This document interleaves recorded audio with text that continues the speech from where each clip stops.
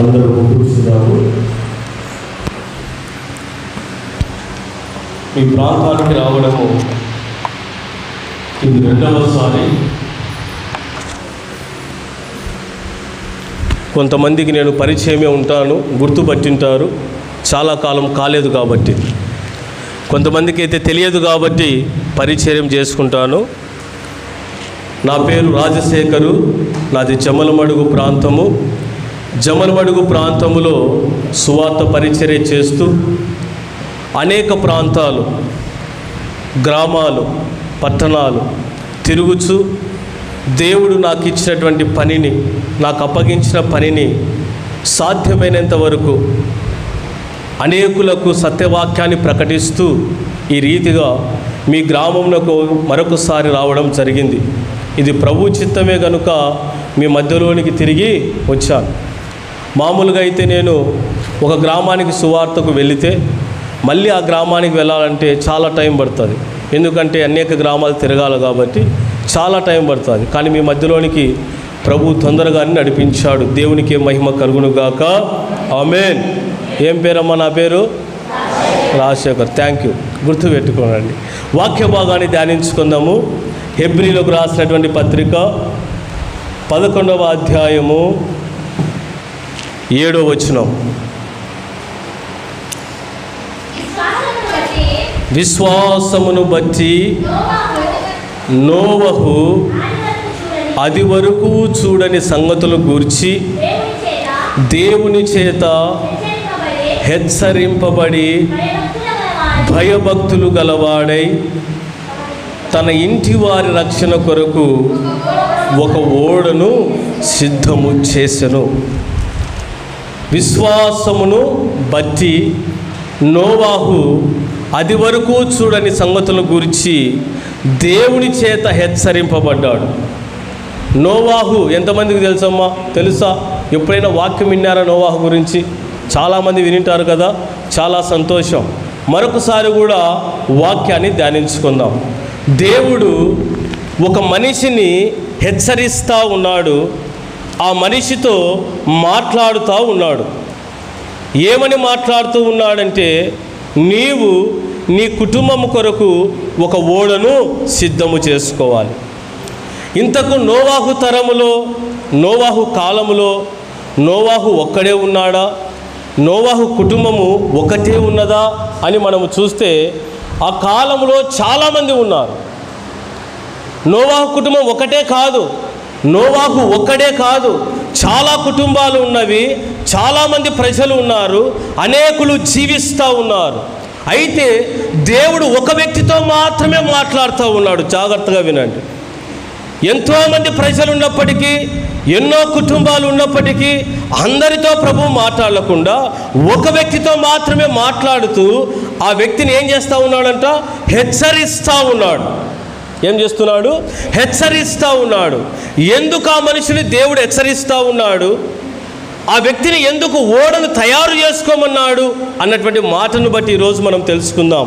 చూడండి, లేఖన భాగంలో ఆది కాండము, పరిశుద్ధ గ్రంథము నుండి ఆది కాండము 6వ అధ్యాయము 5వ వచనం. నరుల చెడుతనము భూమి మీద గొప్పదనియు వారి హృదయం యొక్క తలంపులలోని ఊహ అంతయు ఎల్లప్పుడూ కేవలము చెడ్డదనియు యెహోవా చూచి తాను భూమి మీద నరులను చేసినందుకు యెహోవా సంతాపము నొంది తన హృదయములో నొచ్చుకొనెను. 8వ వచనంలో, అయితే నోవాహు యెహోవా దృష్టి యందు కృప కలిగిన వాడాయను. మా బాగా వినండి వాక్యాన్ని, తొందరపడుకోకుండా మీకు నిదానంగా చెప్తా. లేట్ అయినా పర్వాలేదు, అందరు వినండి. ఎక్కడికి పోలేదు కదా మీరు, ఊర్లో పెళ్ళిళ్ళు ఏం లేవు కదా తొందరపడిపోవడానికి, అందరూ నిబ్బరంగా ఉన్నారు కదా. వాక్యాన్ని విందాం. ఈరోజు కడుపు నిండా అన్నం తిందాం. ఎట్లా? కడుపు నిండా ఆత్మీయ ఆహారాన్ని భుజిద్దాం. చాలా చక్కగా తెలుసుకుందాం. నరుల చెడుతనము భూమి మీద ఏ రీతిగా ఉందంట? గొప్పదిగా ఉంది. అది ఏ రీతిగా ఉంది? చెడుతనం అంట, మంచితనము కాదు. చెడుతనం ఏ రీతిగా ఉంది? గొప్పదిగా ఉంది. వారి హృదయం యొక్క తలంపులలోని ఊహ అంతా ఏ రీతిగా ఉందంట? చెడ్డదిగా ఉంది, ఎల్లప్పుడూ చెడ్డదిగా ఉంది. కాబట్టి దేవుడు భూమి మీద నరులను చేసినందుకు ఏం చేశాడు? తన హృదయంలో ఏం చేస్తూ ఉన్నాడు? నొచ్చుకుంటూ ఉన్నాడు. నోవాహు కాలములో, ఆ తరములో ఉన్న మనుషులందరినీ దేవుడు చూసినప్పుడు ప్రతి ఒక్కరు కూడా ఏ రీతిగా ఉన్నారంటే చెడిపోయి ఉన్నారు.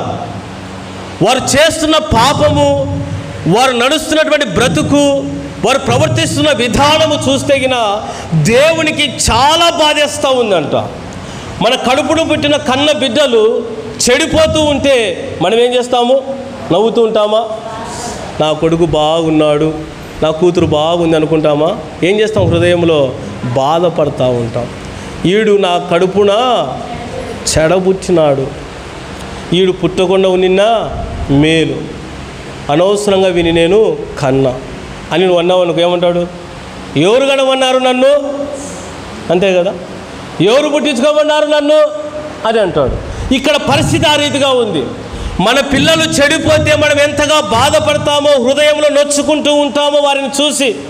వారు ప్రయోజకులు కానప్పుడు వారిని చూసి ఎంతగా దుఃఖిస్తూ ఉంటామో, సర్వోన్నతమైన దేవుడు నోవాహు తరములో ఆ భూమి మీద ఉన్న మనుషులను చూసినప్పుడు ఆయన హృదయములో నొచ్చుకుంటూ ఉన్నాడంట, సంతాపపడుతూ ఉన్నాడు.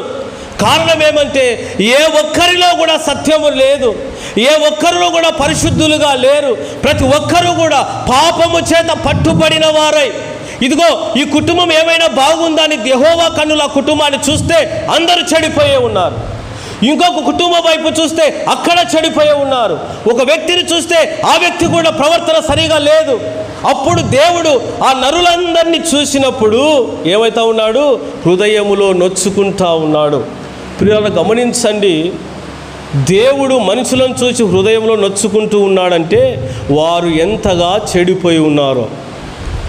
దేవుని ఎందుకు వారికి భయము లేదు, భక్తి లేదు, దేవుడంటే విశ్వాసం లేదు, దేవుని గురించి నామస్మరణ చేయడం లేదు, దేవుని మహిమపరచడం లేదు, చెడిపోయినటువంటి స్థితి. అప్పుడు దేవుడు అనుకున్నాడు, ఈ భూమి మీద ఎవరిని ఉండకుండా చేస్తా అన్నాడు. చూడండి 7వ వచనంలో, అప్పుడు యెహోవా నేను సృజించిన నరులను, నరులతో కూడా జంతువులను, పురుగులను, ఆకాశ పక్షాదులను భూమి మీద ఉండకుండా తుడిచివేయుదును.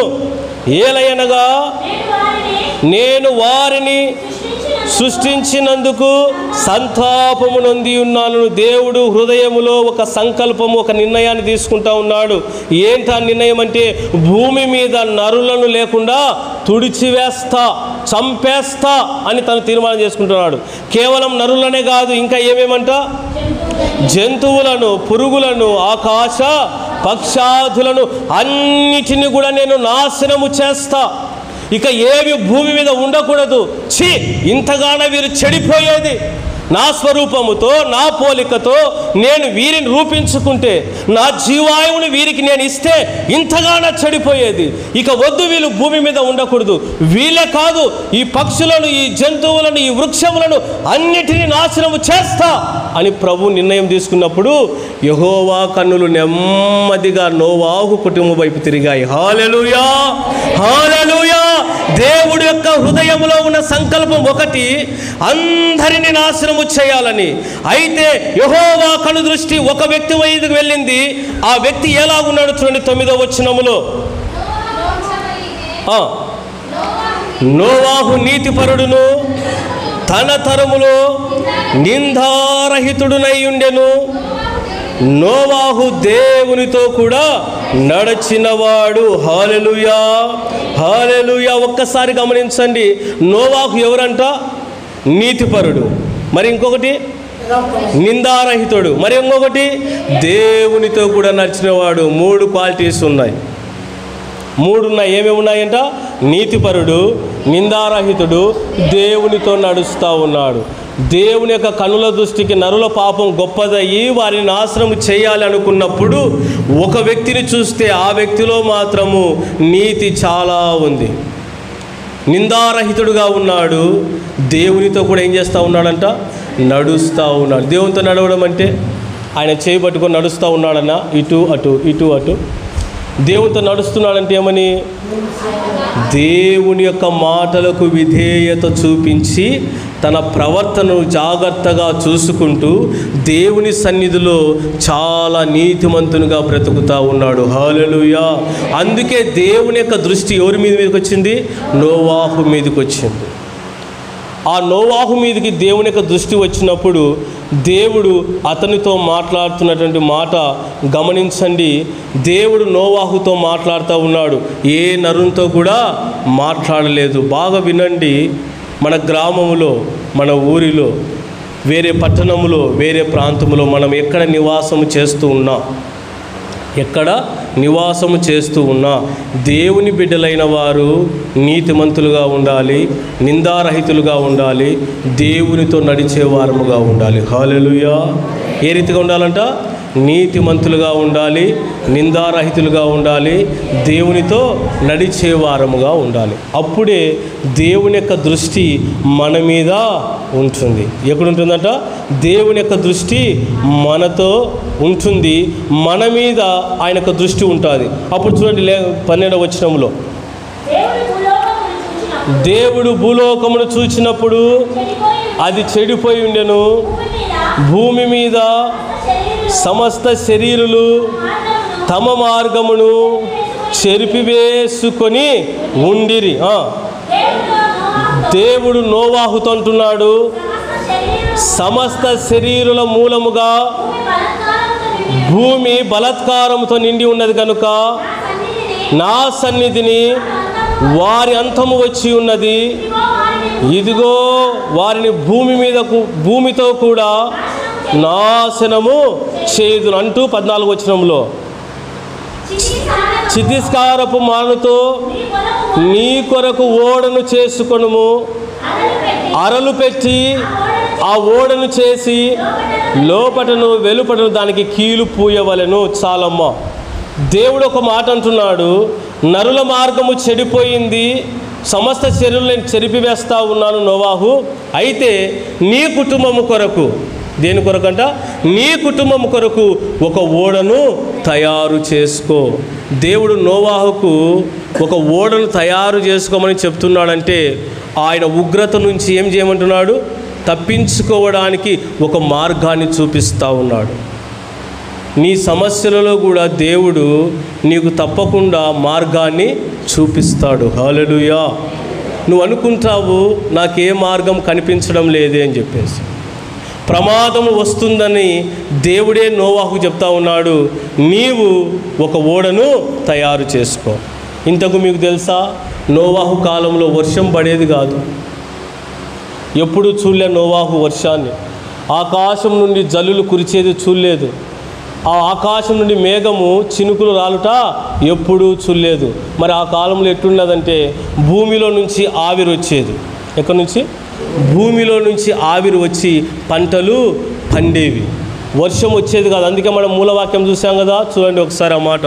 హెబ్రీలకు రాసినటువంటి పత్రిక 11వ అధ్యాయం 7వ వచనంలో అంటాడు కదా, నోవాహు అది వరకు చూడని సంగతులను గూర్చి దేవుని చేత హెచ్చరింపబడి, అది వరకు చూడని సంగతి ఏంటంటే వర్షాన్ని నోవాహు ఎప్పుడూ చూడలేదు. తన తరములో తనకు తెలిసి వర్షం ఎప్పుడు కూడా అతను ఉండగా ఆకాశం నుండి పడలేదు.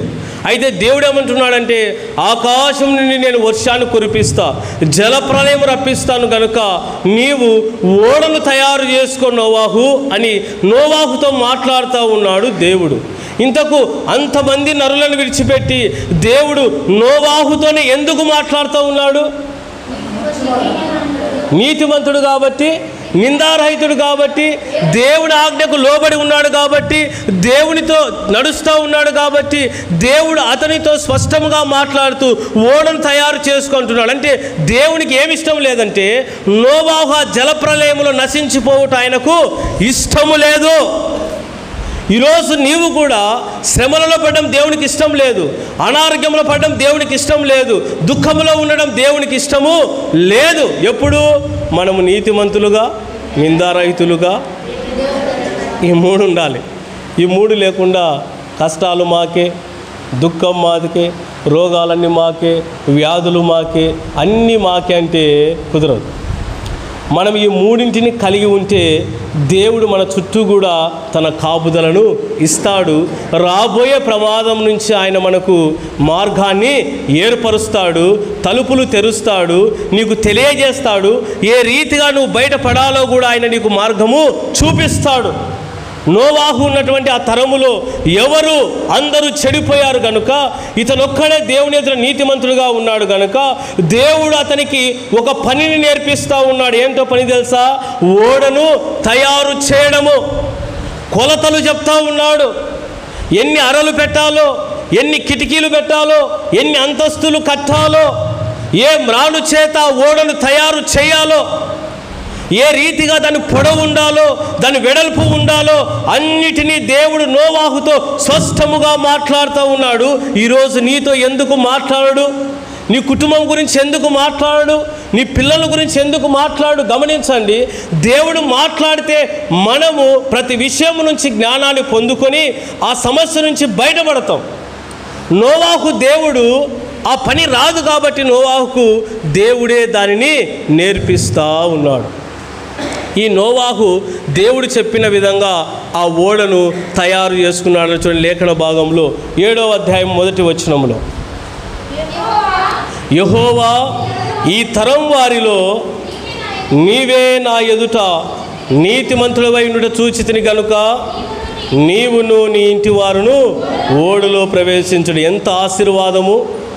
నోవాహు, నీవు నా కళ్ళకు నీతిమంతుడు కనిపిస్తూ ఉన్నావు, నీ ఒక్కని ఓడలోనికి పోనిలే అన్నాడా? నీ కొరకే ఈ ఓడ, నీ ఒక్కని కొరకే ఓడ, ఈ ఓడలోనికి వెళ్ళిపో అని అన్నాడా? ఏమంటా ఉన్నాడు అక్కడ? నీవును నీ ఇంటి వారును ఓడలోనికి ప్రవేశించండి. ఇక్కడ మీరు కుటుంబాలుగా వచ్చారు, కుటుంబంలో ఒకరు ఇద్దరు వచ్చినారు. నోవాహు అయితే తన కుటుంబాన్ని అంతా దేవుడు ఏం చేయమంటున్నాడు? మరి మీరు, నేను ప్రార్థన పోయొచ్చా? ఇంటి దగ్గర ఉండు కదా, నేను ప్రార్థన పోయొచ్చా? ఇంటి దగ్గర. అత్త అయితే కోళ్ళకి నేను వచ్చాకలా వంట వండి పెట్టేసేయి, కోడలకు ప్రార్థన వద్దా? గమనించండి, నోవాహు కుటుంబాన్ని దేవుడు ఏమంటున్నాడు? ఓడలోనికి వెళ్ళమంటూ ఉన్నాడు. ఈరోజు మీరు మీ కుటుంబంలో అందరూ వచ్చినారా? ఇది నోవాహు దేవుడు ఏర్పరిచిన ఓడ మీ ప్రాంతానికి. మీకు అర్థమవుతా ఉందా? మీ ప్రాంతానికి, మన ఇళ్ళకి అందరికీ దేవుడు ఒక ఓడని ఇచ్చినాడు. ఈ ఓడలో మన కుటుంబం అంతా ఏం చేయాలి? కలిసి ఆరాధించాలి. ఇప్పుడు జలప్రలయం వస్తుంది. నోవాహు దేవుడు సెలవిస్తూ ఉన్నాడు, నువ్వు ఒక్కనివే కాదు నోవాహు, నీ కుటుంబం అంతా కలిసి ఓడలోనికి ప్రవేశించండి. నోవాహు కుటుంబం చాలా పెద్దది. 3 కుమారులు, 3 కోడళ్ళు, 3 కోడళ్ళు, భార్య. మొత్తం ఎంతమంది? నోవాహు 1 రోజులు వచ్చాయా? 3 కుమారులు. Very good. ఎంతమంది మీకు తెలిసిందా? 3 కుమారులు, 3 కోడళ్ళు, 6 మంది. నోవాహు భార్య ఎంతమంది? మొత్తము 8 మంది. ఒకరి నుండి ఎంతమందికి రక్షణ వస్తూ ఉంది? నోవాహును బట్టి ఎంతమందికి రక్షణ వస్తూ ఉంది? 7 మంది. నోవాహుతో కలిపితే 8 మంది. ఇక్కడ నోవాహును బట్టి దేవుడు ఏం చెప్తా ఉన్నాడు? నీ కుటుంబం అంతా కలిసి ఓడలోనికి వచ్చేయండి. ఈరోజు నిన్ను బట్టి నీ కుటుంబం అంతా కూడా ఎక్కడికి రావాలా? ఏ ఓడ? ఈ ఓడనే. ఈ ఓడలోకి మనం రావాల్సింది. జలప్రలయం బయట ఉంది. నోవాహును దేవుడు ఎక్కడికి పోమంటున్నాడు? ఓడలోనికి పోమంటా ఉన్నాడు. దేవుని వాక్యం ఇక్కడ ఉంది. మనం ఇంటి దగ్గర ఇద్దరు విడిచిపెట్టిపోచ్చే జలప్రలయం వచ్చి ఏమైపోతారు వాళ్ళు? మీరేమో బాగుండాలా, ఇంటికాడేమో జలప్రలయంలో చిక్కుకోవాలా? మీరేమో బాగా వచ్చి ఇక్కడ ఉన్నారు ఓడలో, ఇంటికాడ ఉండేటోళ్ళ పరిస్థితి ఏంది? నోవాహు ఒక్కడే లోపలికి పోతే తన 3 కుమారులు, 3 కోడళ్ళు, భార్య బయటే ఉండిపోతే ఏమైపోతారు వాళ్ళు? జలప్రలయంలో వెళ్ళిపోతారు. ఈరోజు మీరు ఒక్కసారి ఆలోచన చేయండి. వీధంతా తిరిగి వచ్చినాం, అందరికీ వందనాలు చెప్తూ వచ్చినాం, అమ్మ రండమ్మా అని చెప్పేసి.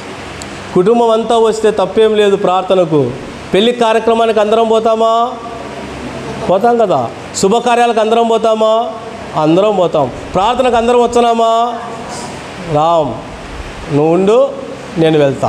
లేకపోతే వీళ్ళేమంటారు తెలుసా, పిల్లలు నువ్వో నేను రాను, చిన్న పిల్లలు అంటారు, ఇంట్లో ఉన్న పిల్లలు కదా. అంటే అప్పుడు అనాలి మీరు, నోవాహు తన పిల్లలు బయట ఇడిచి పెడితే జలప్రయంలో కొట్టుకొని పోయేటోళ్ళు మీరు కూడా అట్లా పోతారు, రండి నాతో పాటు అని చెప్పాలి. ఇప్పుడు దేవుడు నోవాహుతో చెప్పినప్పుడు ఆయన మాట్లాడుతున్న మాటలు గమనించండి. లేఖన భాగంలో 7వ అధ్యాయంలోనే 4వ వచనం, ఎందుకనగా ఇంకను 7 దినములకు నేను 40 పగులను 40 రాత్రులను భూమి మీద వర్షము కురిపించి నేను చేసిన సమస్త జీవరాశులను భూమి మీద ఉండకుండా తుడిచివేయుదునని నోవాహుతో చెప్పెను.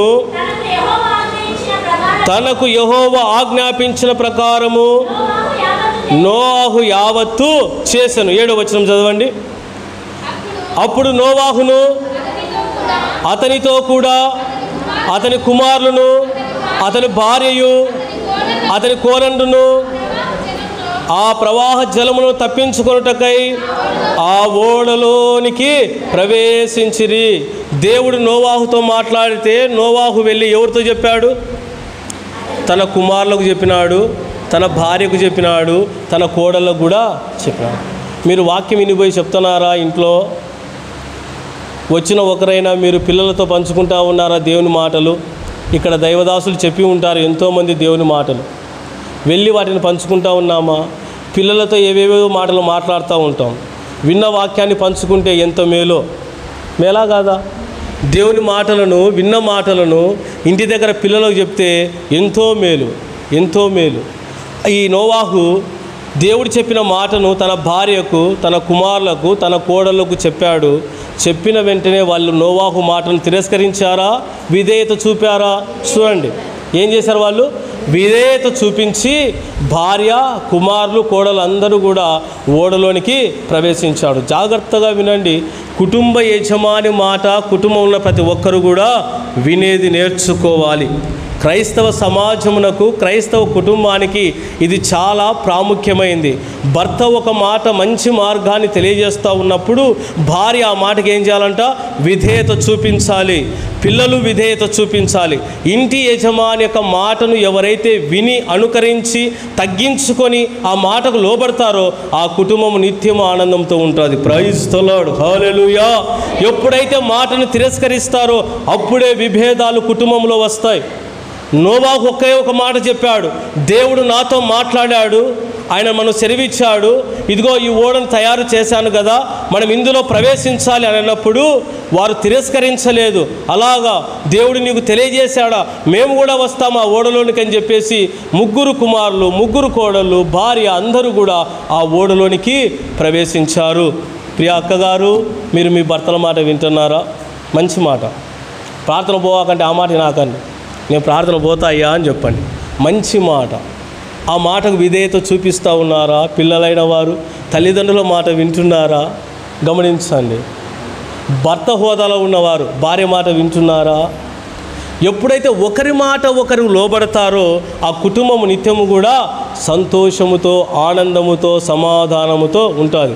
ఈ కుటుంబం నాకు చాలా ఇష్టం, నోవాహు కుటుంబం. ఎందుకంటే వారు ఎప్పుడూ కూడా వర్షాన్ని చూడలేదు, జలప్రలయాన్ని చూడలేదు.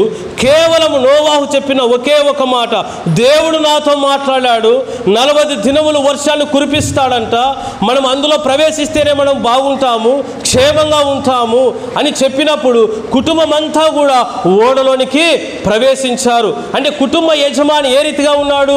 నీతిమంతుడుగా, నిందారహితుడుగా, దేవునితో నడిచేవాడుగా ఉన్నాడు. ప్రియ సహోదరులారా, ఈ వాక్యం వింటున్న మీరు, ఈ మైకు ద్వారా శబ్దము నీకు వినబడతా ఉంటే, కుటుంబంలో నువ్వు యజమానునిగా ఉంటే నీవు తప్పకుండా నీతిమంతునిగా, నిందారహితునిగా, దేవునితో నడిచేవాడిగా ఉన్నప్పుడే నీ కుటుంబము దీవించబడతాది. చాలామందికి తెలియదు, కుటుంబ యజమానికే ప్రార్థనా జీవితం ఉండదు, కుటుంబంలో తండ్రికే ప్రార్థనా జీవితం ఉండదు, కుటుంబంలో తల్లికే ప్రార్థనా జీవితం ఉండదు.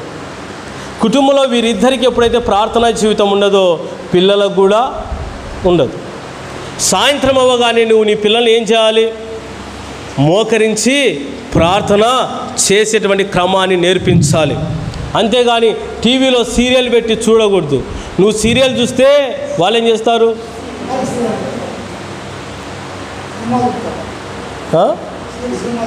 నువ్వు హాఫ్ అన్ అవర్ సీరియల్ చూస్తే వారు 2 గంటలు 3 గంటలు సినిమా చూస్తారు. అంటే ఏమైపోతూ ఉందంటే నువ్వు నేర్పించే పద్ధతే నీ పిల్లలకు ప్రార్థనా జీవితాన్ని లేకుండా చేస్తూ ఉంటుంది. ఒక క్రమాన్ని పెట్టుకోవాలి, కుటుంబంలో ఒక సమయాన్ని పెట్టుకోవాలి.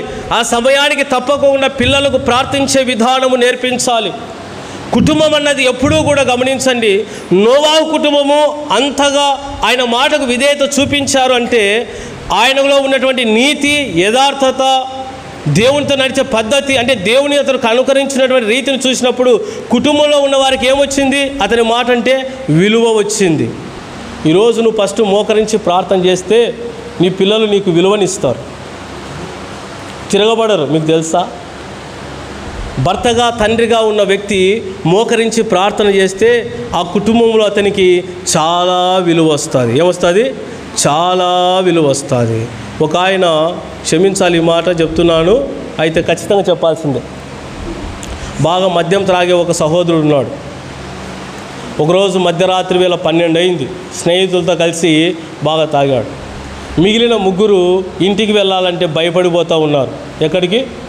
ఇంటికి వెళ్ళాలంటే భయపడుతున్నారు. ఎందుకంటే ఈ టైంలో మేము పోతే మా భార్య ఇంట్లోకి రానియదు, డోర్ తీయదు అని వాళ్ళలో ఒకరు మాట్లాడుకుంటూ ఉంటే ఈ 4వ వ్యక్తి అన్నాడంట, ఎందుకు భయపడతారు? మా ఇంటికి రండి అంటే, మీ భార్య ఏమన్నదా అంటే, ఏమంటుంది? నేనంటే దానికి చాలా భయం, రాండి అన్నాడంట. నిజంగా ఏంటబ్బా, సరే పా, మన భార్య ఇంత భయపడతా ఉన్నాం, ఇతను ఇంత ధైర్యంగా చెప్తున్నాడే, సరే పోదాంపా అని 4 కలిసిపోయినారు. పోయి మనవాడు వాకిల్ని చేత కొట్టలే, కాలుతో ధన్ అని అంటున్నాడంట. భార్య పరిగెత్తుకుంటూ వచ్చి డోర్ తీసింది. అయ్యా వచ్చినారా, రాండి అని చెప్పేసి అతని కాళ్ళకున్నటువంటి షూలు ఇప్పేసి కూర్చోబెట్టిందంట. నా ఫ్రెండ్స్ వచ్చినారు, వెళ్ళి మంచిగా ఆహారం చేయమన్నాడంట. ఏ టైంలో? 12 సమయంలో. ఈ 3కి భయం వచ్చింది, ఎందుకంటే భార్యలతో వీళ్ళకి అనుభవం తంతారని. ఈ 3కి భయం వస్తూ ఉంది. ఎక్కడ ఈమె ఏమంటుందో, ఏమి తిడతాదో అని భయపడతా ఉంటే, రే వద్దులేరా అంటే, నీకు తెలుసు, నాకు తెలుసు నా భార్య కథ, నేనంటే దానికి భయం అని అన్నాడంట. ఆమె సరేనండి అని చెప్పేసి 3కి అప్పుడప్పుడు తెచ్చిపెట్టిందంట. తీసుకొచ్చి పెడితే తిన్నాడంట. మా ఫ్రెండ్స్కి అందరికీ బాగా మంచిగా పడకవే, నిద్రపోవాలి అంటే వెళ్ళి వేశాడంట. పడుకొని ఇంకా గట్టిగా అరుస్తూ ఉన్నాడు. ఎవరు వినాలని? ఫ్రెండ్స్ వినాలని. ఇట్లా అంటే వచ్చిందంట. ఏమయ్యా అంటే, కాళ్ళొత్తు అంటే కాళ్ళు నొక్కుతూ ఉందంట. ఏంట్రా ఇంత భయపడుతుంది ఈమె, ఇంత సేవ చేస్తూ ఉంది, మనము చూస్తే మన భార్యలకు భయపడిపోయి ఇంటికి పోవాలంటేనే బిక్కుమంటున్నాము, బా ఏం భయం పెట్టుకున్నారా వీడు అని వాళ్ళ 3 అనుకుంటూ ఉన్నారంట. మసక చీకటి తెల్లవారుతూ ఉంటే ఈమె వెళ్ళి కసువు దొబ్బుతూ ఉంటే ఈ 3 ఇంకా ఇంట్లో పోవాలి కదా, బయటకు వచ్చి, అమ్మా చెల్లి ఏంటమ్మా నీకు ఇంత ప్రేమ, ఇంత భయం నీ భర్త అంటే ఆమె అన్నదంట, అయ్యా నేను ఉండంగానే నా భర్తను ప్రేమగా చూసుకోవాలి. ఇక్కడ ఉండంగానే నా భర్తను ప్రేమగా చూసుకోవాలి. ఒకవేళ నేను చనిపోయి ఆయన చనిపోతే నేను ఉండే స్థలంలో ఆయన ఉండడు, నాకు అక్కడ బాగా నెమ్మది, సమాధానం, సంతోషం ఉంటుంది. నా భర్త అక్కడ కేకలు వేస్తూ అరుస్తూ ఉంటాడు అంటే ఈయనకు కొద్దిగా మెలకువ వచ్చి ఆ మాటలన్నీ వింటూ ఉన్నాడంట. భర్త ఉలక్కిపడి లేచినాడంట. లేచి, ఏంది ఇది, నన్ను ఏ స్థలానికి పంపించాలని ఉంది, అరుపులు అంటుంది, కేకలు అంటుంది, ఎక్కడికో నన్ను పంపి నీకు చూస్తూ ఉందని మళ్ళీ దగ్గరకు వచ్చి వింటా ఉన్నాడంట. అదేంటమ్మా, అదేం స్థలము, అక్కడెందుకు అరుస్తాడు వీడు అని అంటూ ఉంటే, అయ్యా నేను ప్రభువును నమ్ముకున్నా, ఇక్కడ ఉన్నప్పుడే నా భర్తకు నేను సేవ అంతా చేయాలా, ఆయనకి ఏం కావాలంటే అది నేను చేసి పెట్టాలి, ఆయన ప్రేమగా చూసుకోవాలి. ఎందుకంటే తర్వాత ఆయన నిత్యము ఎక్కడుంటాడు? కాలుతూ ఉంటాడు, కేకలు వేస్తూ ఉంటాడు, అరుస్తూ ఉంటాడు, నరకంలో ఉంటాడయ్యా అన్నగానే ఈ సహోదరునికి భయం వేసిందంట. ఇది ఇంత ఖచ్చితంగా చెప్తుందంటే అందుకేనేమో నన్ను ప్రేమగా చూసుకుంటా ఉంది. ఇక ఈ భూమిని విడిచిపెడితే ఏముండదు, నాకు సంతోషం ఉండదు, నెమ్మది ఉండదు, సుఖం ఉండదు, ఎప్పుడు అక్కడ అరుస్తానే ఉంటానేమో అని అనుకొని సైగ్గా మళ్ళీ వచ్చి పడుకున్నాడంట సైలెంట్గా. ఆదివారం అయిపోయింది, అక్క స్నానం చేసి రెడీ అయిపోయి బైబిల్ పట్టుకొని పోతూ ఉంటే ఇక్కడ చూస్తే ఇంట్లో లేడు, బయట చూస్తే తెల్ల గుడ్డలు వేసుకొని బయట నిలబడుకుని ఉన్నాడంట. హల్లెలూయా, హల్లెలూయా. ఎక్కడ నిలబడుకున్నాడు? ఏంటి ఎక్కడ పోయినాడు? ఈయన ఇంట్లో లేడని చూస్తూ ఉంటే డోర్ దగ్గర వెళ్ళి చూస్తాడు, బయట ఉన్నాడు. ఏమి ఇంకా లేడు, రాపోదాం అంటున్నాడంట.